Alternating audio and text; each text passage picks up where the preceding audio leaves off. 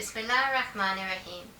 Assalamu alaikum and welcome to day 11 of our Ramadan Kids Challenge.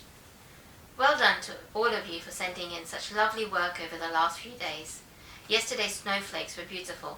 Please watch till the end of the video to see the work that was sent in. Now, do you remember which name of Allah we looked at yesterday? Yes, it was Al-Qudus, the Pure One. Now today we're moving on to looking at these two names, Al-Ghani and Al-Mughni, the rich one and the enricher. So by the rich one, we mean that it's he who has no need for anything or anyone at all. He needs none, while everything and everyone need him. He is the perfect one, due to what he has and what is with him, and he has everything. Now he's also the enricher, which means he has granted his favours to his servants abundantly and facilitated for them the achievement of their goals and objectives and the meeting of their everyday needs. So Allah subhanahu wa ta'ala has everything. He is the rich one. He provides everything for us. He doesn't need anything from us, and he also gives to us at the same time. So these are two really important names. Let's have a look at them in a bit more detail. So let's think about this rich man and this poor person. Okay, so imagine someone rich who owns lots and lots of things like this man here. He has many houses, many gadgets, many cars. He lives in a very expensive house, and his life revolves all around his own pleasure. Yet, they are sometimes very unhappy people like this, because the more they have, the more they want.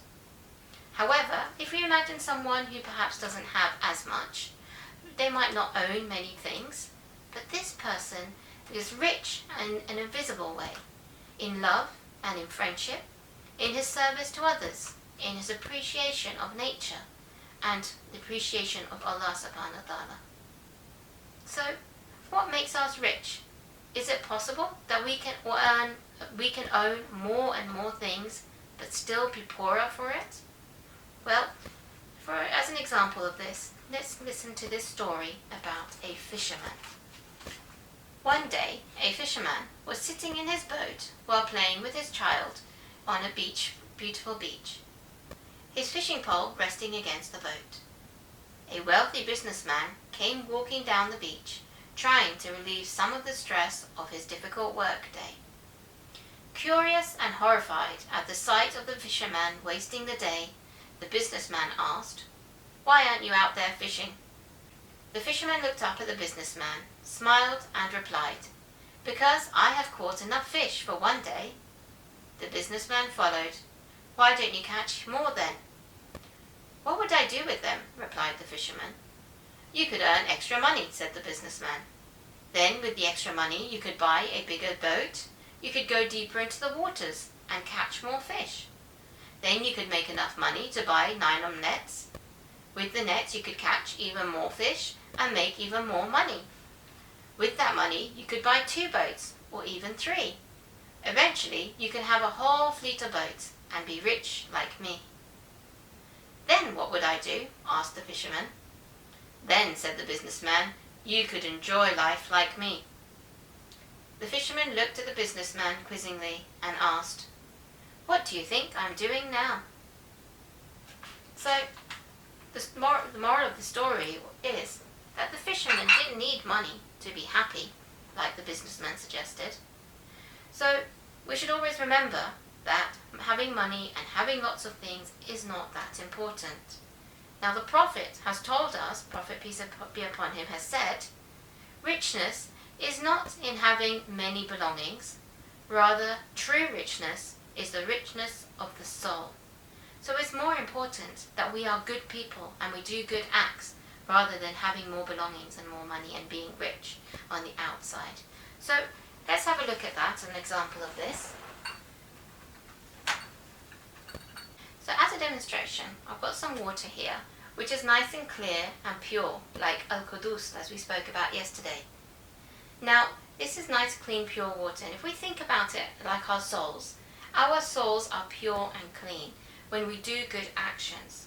However, when we do bad actions and we do something wrong, our souls get a little bit tinted or a little bit dirty by the colour of the bad actions that we do. So the more and more bad actions that we do make our souls change colour, so they're not so pure.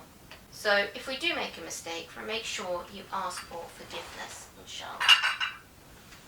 So today's reminder is keep your soul pure. So be rich inside. Do good actions to make yourself rich from the inside. So today's activity, how will you make yourself rich from the outside and the inside? I want you to think about how you can look after yourself from the outside and the inside. So as an example I have here, you could be drinking water, you can brush your teeth, so you look after yourself from the outside. How do you look after yourself from the inside? Well, we can do things like read Quran, ask for forgiveness, do good deeds. So I want you to think about how are you going to make yourselves pure from the inside as well. Okay, so that's the activity for today. I look forward to seeing your activity, inshallah. And now it's time for challenge number 11. Let's have a look at our 11th challenge. Now today's challenge is to think about what makes you happiest in life. Okay, so I want you to think about everything that you own. I'm sure you've got lots and lots of lovely things, maybe a PlayStation, lots of nice toys. But out of all of those things, what makes you the happiest? Is it your parents? Is it your friends? Is it your religion? Think about what makes you the happiest. Okay, so I look forward to hearing from you, and inshallah we will see you tomorrow.